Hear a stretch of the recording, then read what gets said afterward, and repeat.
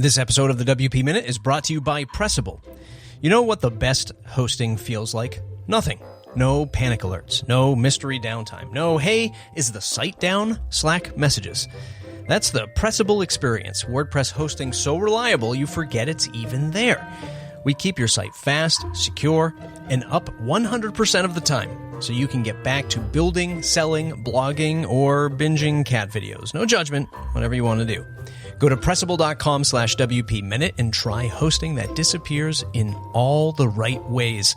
Pressable.com/WP Minute. Pressable.com/WP Minute.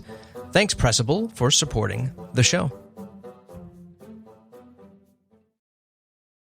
Hi, everyone, and welcome to another episode of the WP Minute. I'm your host, Eric Karkovac, and today I have a special guest, Devin Walker, who is recently been named as the head of Jetpack, but he is also the founder of GiveWP, which, if you're familiar, it's a online donation platform for WordPress. Kind of turns your site into a hub for fundraising, but he has since moved on to Jetpack.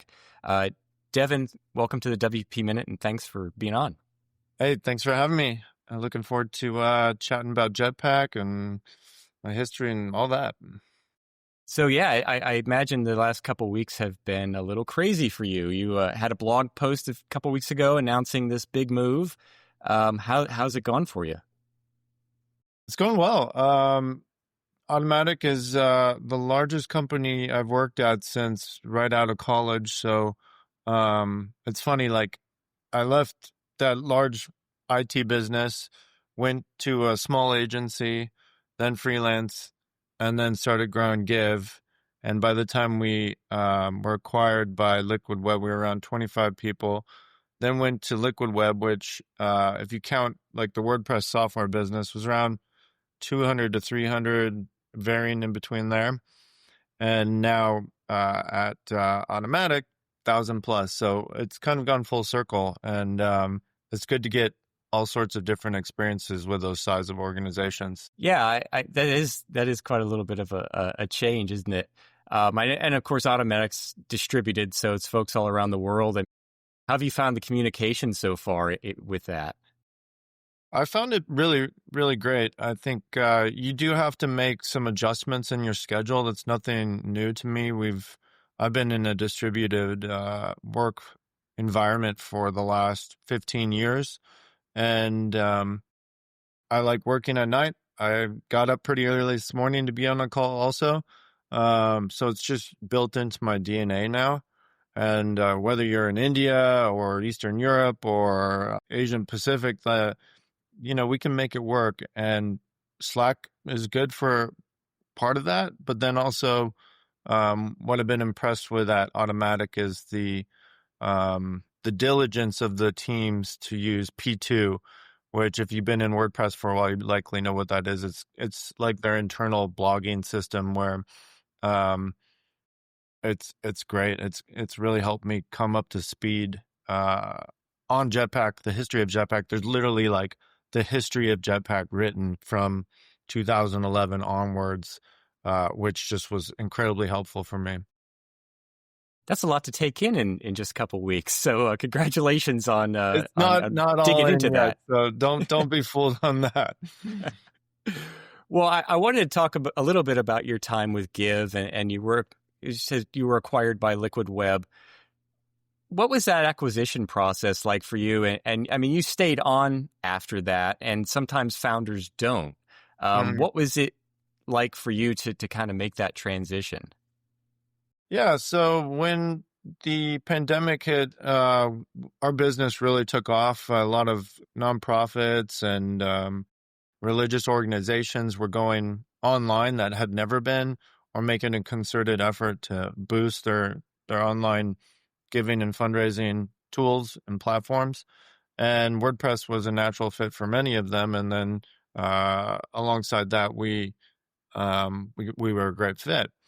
And so during that same time, a little bit later, like 2021, we were still going through, the difficult time there. But that's when a lot of businesses in WordPress were being acquired. A lot of equity was flowing, whether it was from larger hosts or other companies like Automotive, for instance, or similar. And we were like, this is a pretty good time. We've been in Give and focusing on that since late 2014, and we put in a good 7 years at that time about. And it seems like and of course that good ramp up in revenue was also a good motivating factor to sell. And valuations seem to be on the higher end. So we decided, hey, let's see if there's anybody interested in the market. And we did a lot of conversations with various hosts and various private equities and venture capitals. Like, we had lots of good meetings, and we knew that we wanted to first take care of our team, make sure that they were going to be taken care of for the foreseeable future, that they had some upward momentum wherever they were going, they would get better benefits, things that we couldn't really provide at the level we were at. We also wanted to make sure the brand would be taken care of. It wouldn't just go away within the next 6 months or get eaten into another larger offering or poached, whatever happens to some of these brands you've seen going away over the years. And then finally, it had to make sense for us as partners. And after all these conversations, the one that stood above all of them was Liquid Web. And so the process of actually getting through that was around 6 months. Lots of conversations, lots of due diligence, lots of peeking under the covers here, lots of cultural fit conversations, lawyers going back and forth towards the end, debates within our own partnership and company. And finally, the stars aligned, and we made that transition. And I believe it was late May 2021. So what were you doing then at that point? Were you still working primarily with Give, or were you kind of branching out to some of the other products in their portfolio? So for the first let's say year and a half, I was primarily focused on making sure Give was still growing and making sure the team, the product, everything was still flowing in the way that it should be. The transition was pretty smooth. It was maybe 2 months to really get settled in. But from there, we started looking at how we could integrate with some of the other brands that we had, and boosting each other up together. And from after around a year and a half, then I started looking at some of our other brands. One of the first big projects I moved to after Give was rebranding iThemes to Solid WP. Had changed a lot over the years. It was one of the first acquisitions of Liquid Web back in, 2016 or 2018. I forget the exact year. But iThemes didn't really sell themes anymore, right? The theme market had changed substantially. Their biggest offering was iTheme Security. Yes. And iTheme Security is a great product, but it was confusing because it wasn't a theme company anymore. And the second biggest product was Backup Buddy. And Backup Buddy had been sitting on a shelf for a while. We needed to get that some more love. So really had to take a look at that brand, cut a lot of the legacy theme business out of it, and carve it into like 3 main offerings that fit together: security, backups, and their site management platform, which used to be called iThemes Sync, and now it's called Solid Sync. So all those 3 fit really well together, and just sort of had to figure out the future of what that could be. And so that was the next big project I worked on for around 6 months after that. That took me to the 2-year mark where my contract was up. And I was like, this is some pretty interesting stuff. I really like the team. Everybody's pretty motivated and eager. I get to work with a lot of the Give folks that I've been working for a long time. I don't really have another plan to go start something or an idea that I believe in so much that I want to go do and take a chance on. So let's sign up for some more time. And I did. And that's why I stayed there for almost 4 years after my contract was up. So this summer, things kind of changed for you then? You decided to kind of go off and try a new adventure?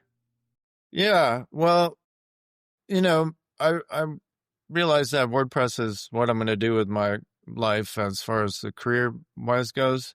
And things have changed internally at Liquid Web in ways where weren't aligned with what I was really thinking would be the best for what I wanted to do into the future. And that's kind of the political way of saying it. You can kind of read between the lines there. Uh, let's be real here. And so it started to affect my mental health in a way that I hadn't really seen for quite some time. I mean, the last time I saw it was when we were really grinding hard on just getting Give like off. It was sort of floating above the ground, but getting it to sort of take off and start going on its own. And that required a lot of hard work and effort and dedication and travel and money and risk. But this was a bit different where I felt like things were out of my control more. I couldn't steer the ship in the way that I wanted. We were limited on resources. Morale wasn't where I wanted it to be. I couldn't affect it, the morale, or boost it to where I think all companies should be. I was thinking about it, how the lack of control was like, I don't need to control everything, but I need to have some levers to pull. And so I just decided this isn't for me yet. I still didn't really have a good idea of what I wanted to do next. I knew I wanted it to be in WordPress, but I knew it wouldn't be at Liquid Web /Stellar anymore. Yeah, I can imagine for a founder, especially when you kind of lose that little grip on some things that, you do want to have some control over, that would be a difficult transition for you. So what led to, the opportunity with Jetpack? How did that come about? Yeah. So when I left Liquid Web, I wrote a blog post about kind of closing that chapter, and it goes more into depth of what I just briefly went over there. And I had met Matt Mullenweg a few times previous to that and had done some work for a nonprofit of his with Give, and had the opportunity to meet with him a couple of times around that and talk about WordPress, talk about payments, donations, WooCommerce, all sorts of stuff at various WordCamps. And he saw that post and reached out to me, and we started a conversation around me potentially joining Automatic as an option. And at that time, I wasn't super sure what I wanted to do. I was building little things on the side, just have fun, giving back to the community, restarting the San Diego WordPress meetup, enjoying some time off. The more I thought about Jetpack, the more I thought about Automatic, how I first felt about that company, or the first time I heard about it, getting into WordPress in my 20s and learning about the community, learning about WordPress core and how Automatic really is this. And Matt has been a great steward of the platform that have turned into my career and have been for a long time.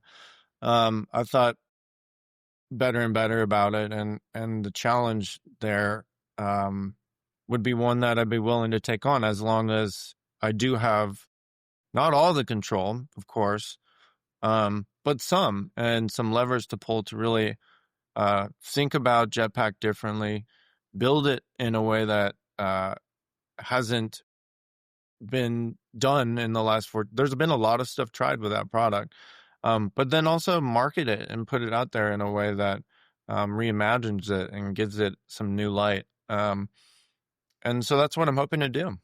I would think, you talked about the rebrand with iThemes to Solid WP. I would think that gives you a great leg up, at least in experience in knowing what's involved to get, a well-known product like Jetpack to where it is now to someplace a little bit different, in the future. Mm-hmm. That was a great experience because it also has products that are pretty massive code bases with a lot of different hands building it over the years, a very large user base between all of the products, a brand that has a decent reputation but no longer is relevant, but you want to bring along that audience, and a team that's somewhat large within a large organization. So that's a great comparison. I really haven't thought too much about that or reflected about that. But yeah, I think looking back on that, it went pretty well. I don't know if I'd scored an A, but I'd score it, at least a B in the overall outcome of it. And I'm hoping to get an A plus with Jetpack. But I think there needs to be a lot of synergy between engineering, design, and then on this side, marketing, customer success, and support. And then I find where the most success is when I sit in the middle and I can make sure that everybody's kind of aligning between where are we getting the feedback from, how is it being aggregated, what does marketing feel like the product needs to do in order to succeed, what does the engineering team want to do to take care of the bugs, the quality of development experience so they can move faster, and then how can design ensure that the UIs and the experience are living up to what everybody thinks it should be. And then throw an AI in the mix where that's sort of having a rethink of everything. And so when I look at Jetpack, I look at a website. It's okay. It looks pretty nice. It's not the greatest, but there's like the lamest feedback form ever. The pricing page is kind of confusing. The support, I did a full 2 week support rotation. The team tries their best and they do have great outcomes, but they're not resolved as much as fast as I like. The connection is faulty. We still use XML RPC to very connect. There's a lot of stuff in there that I really want to get started on, get building, but I know I have to ground myself and use at least through the end of this year to learn, to listen, and then to plan to get going in the new year. Yeah, in your blog post, you mentioned yourself as kind of the artistic director of Jetpack, which is kind of a cool thing because, I mean, honestly, you could probably ask 50 WordPress users what Jetpack is, and they'll probably give you 50 different answers based on how they use it, right? Mm-hmm. I can put a firewall on my site with it. I can use it as a contact form. I can use it for a CDN and caching of, backups, video, embeds and all that good stuff. It does a lot. So as an artistic director, then how do you tie all that stuff in together into a package to where everybody knows what Jetpack truly is and what it's capable of? Because I think that's one of the challenges, isn't it? Like, you ask me what I think of Jetpack and what when I use it, what I use it for, may be completely different than what the person next to me does, and so on. So how do you tie that all into like that synergy with the messaging? That is the biggest challenge right there, is to make it. It can be a jack of all trades and master of none in the way that it works. But Jetpack's really unique, and it provides a lot of the special sauce of what WordPress.com is. And the kind of the why it was born is to bring a lot of that special sauce into the self-hosted environment. So if you're not on .com, you can utilize a lot of these CDNs, boosts, VaultPress used to be, and now it's Jetpack backups, and really compete with a Squarespace or a Wix, where you have video, you have forms, you have kind of the all-in-one experience.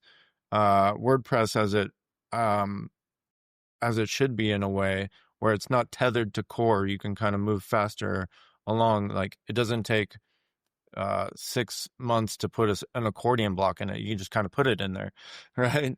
And but telling that story in a way that makes sense is going to be the biggest challenge. And I think I look at other companies that do a lot also in the way that they tell stories to their audience. And it's and one concept that's been really new to me. I wouldn't say new, but thought in a different way here in the last 2 weeks is the concept of jobs to be done. And that's how we're starting to think about more of it at Automatic from a product standpoint. So when I say that, it means like a person doesn't go out and buy a 1/4-inch drill because they want the drill bit, right? They want a 1/4-inch hole. And so they use that tool to get the job done. And so when we think about it in that different perspective, it reinforces and puts you in the driver's seat more, and then we'll be creating more thoughtful solutions around that.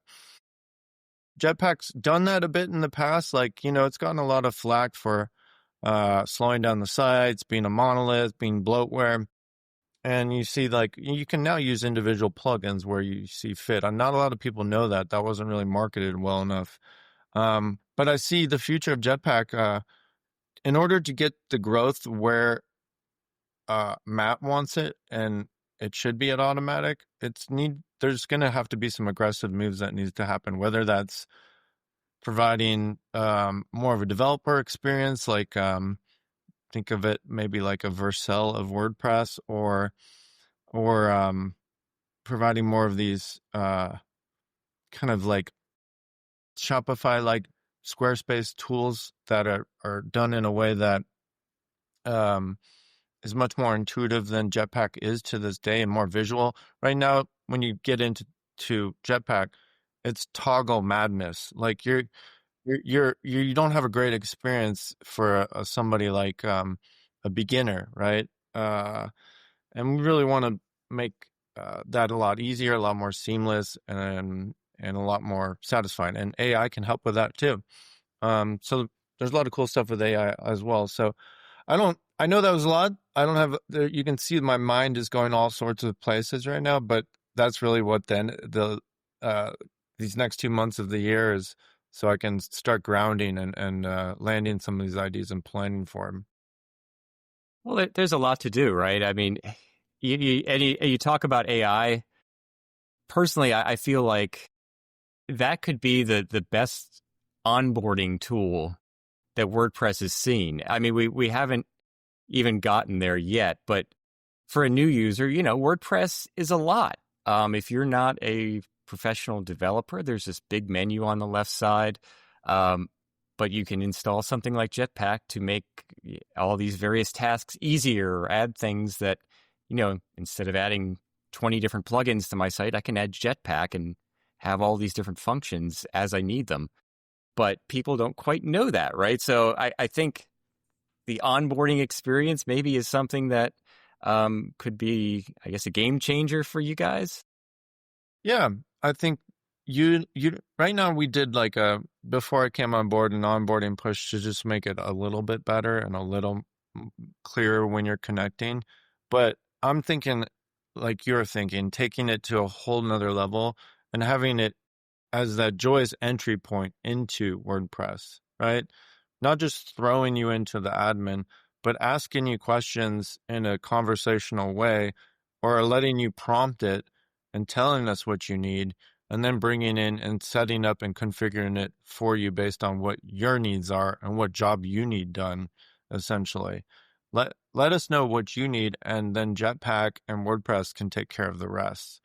And then once you are set up, let's make sure that you're able to succeed in what you need for your business or yourself. Like, do you want to get your writing out there and get more exposure, or do you need to sell event tickets to your space or a product? Like, there's just so many jobs that need to be done. And right now, when you're just kind of plunked in there without much expertise, you suffer from it. Yeah, I mean, there's a learning curve, and I think that's something that a lot of the bigger WordPress products are trying to solve right now with an AI. I think can help with that. So it'll be interesting to see how Jetpack evolves toward that. I know you had mentioned that you wanted to, listen to users. How are you going to go about that? I mean, are you going to have like events, or is there going to be like a way to get in touch with the team and so you can kind of see firsthand what people are experiencing? Yeah. So I think it's going to start with first a couple just feelers out there, probably on LinkedIn or X, just seeing what people think. Maybe some Facebook groups like the admin bar or dynamic WordPress, what have you there. Introduce myself more. I'll probably have to have some thick skin here and there, but I already do. Um, and then on the website, um, I want a public, like a user voice, but much more transparent on how feedback flows into that and gets upvoted, and how happiness engineers can then provide insights within that. One public roadmap or user voice type of interface I really liked is on posthog.com.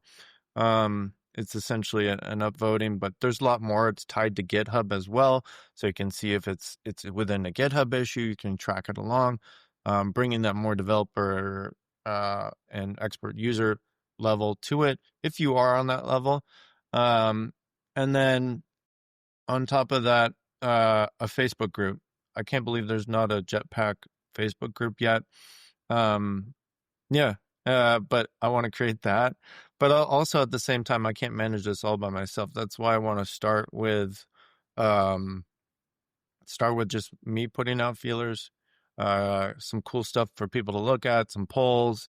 There is a lot of feedback internally already that's been collected over the years. I want to understand that, understand how I can use that, and then really I put a public change log on the website, see like what's new, do it in a way that looks really nice. Stuff that you see competitors on WordPress doing, but when you look out at the wider SaaS market, you see them doing it as well. And when cursor updates, like I'm like, oh, like it just updated to 2.0 today. What did I get that's new and shiny? Like I will continue building or paying for this coding software because they keep adding so much new. It's on the cutting edge. I know that my skills as a developer using this will continue progressing as well. And I think Jetpack can do that as well, and providing those bits of, you get this. And that really hasn't been done too much in the past, as I've seen. Yeah, I do notice like even like WooCommerce, has like the upvoting system. At least they did in the past. I don't know if they still do that for different features. And even when you update WordPress, you do get that nice screen that tells you everything that's new. So, I mean, something like that with Jetpack would seem to be a natural fit, right? That you could, that everybody could see, hey, we've added this feature or we've refined this feature so that it's easier to use, or it also does X, Y, and Z now. So it sounds like you're going to have your hands full with a lot of stuff. I don't know if you've tried the Jetpack mobile app either, but that's one of the best experiences that I've had with Jetpack. So if you're using it self-hosted, you can connect it to your self-hosted.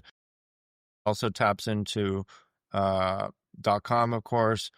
But one of the coolest features is Reader. And I don't know if you've used .com much, but it allows you to connect into that Reader system, and it's kind of like a social network. There's so much more that can be done with that to bring that expose the self-hosted side into there more, and to get your content out there.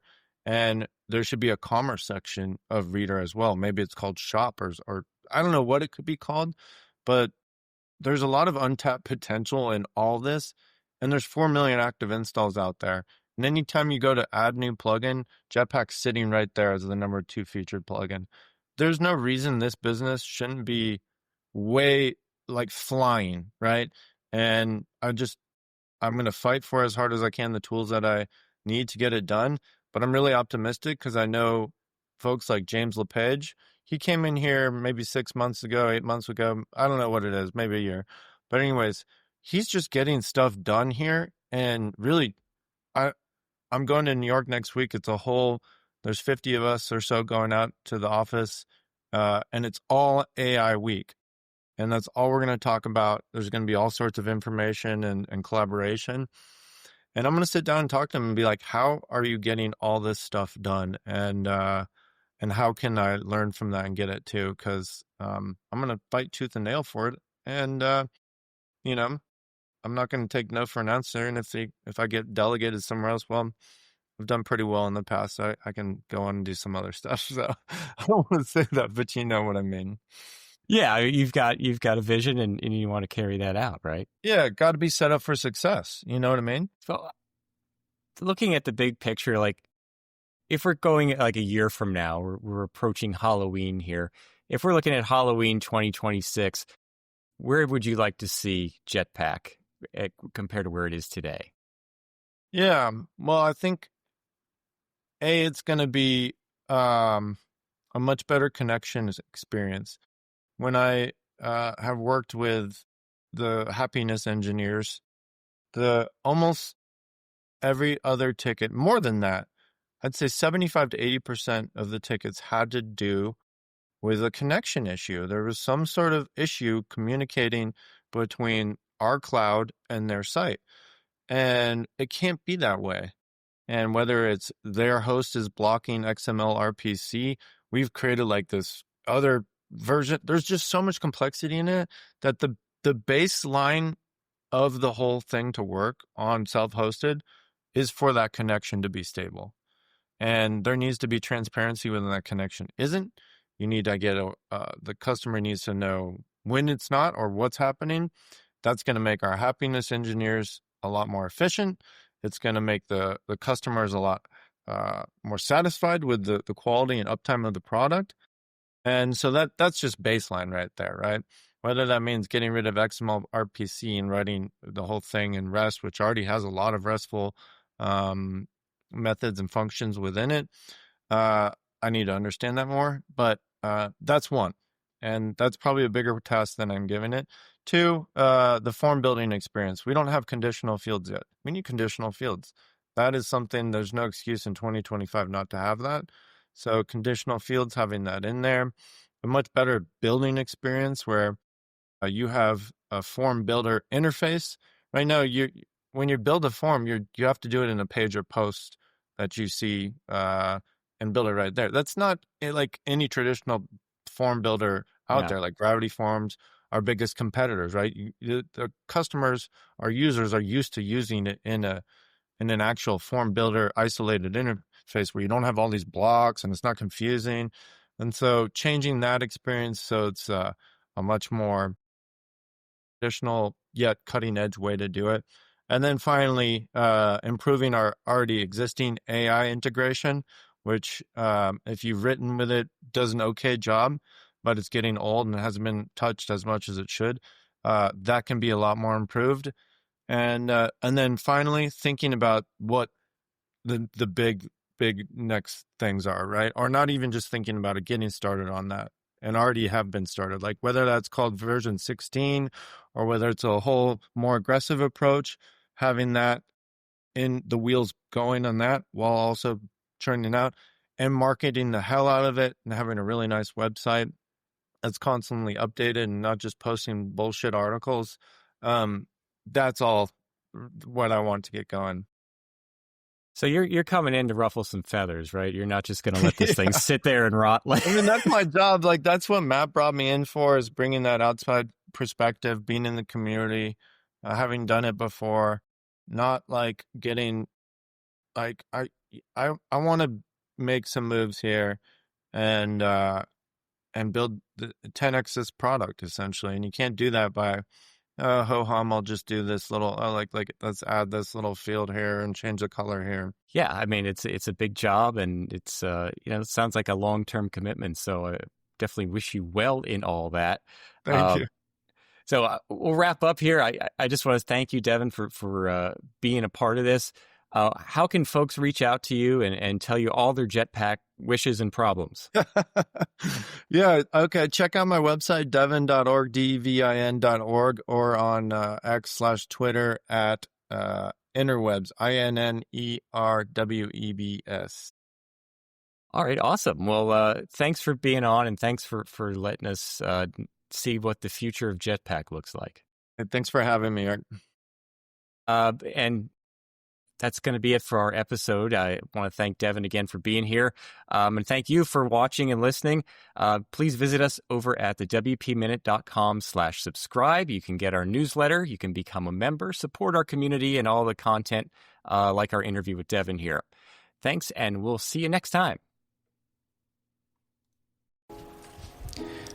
Thanks for listening to the WP Minute, part of the Matt Report Media Network. This episode wouldn't be possible without our amazing pillar sponsors, Pressable, Kinsta, GoDaddy, 20i, and Elementor. These brands are supporting WordPress media and helping us invest in your future as a WordPress professional. Our Foundation Plus sponsors like Hostinger, Big Scoots, Stellar WP, Personalized WP, Weglot, and PatchStack help us keep the lights on. Thanks to all of our members in the WP Minute Slack channel, which you can join too. Head on over to thewpminute.com/support to get access. Thanks for listening, and don't forget to hit the share button or tell a friend about this podcast. See you in the next one.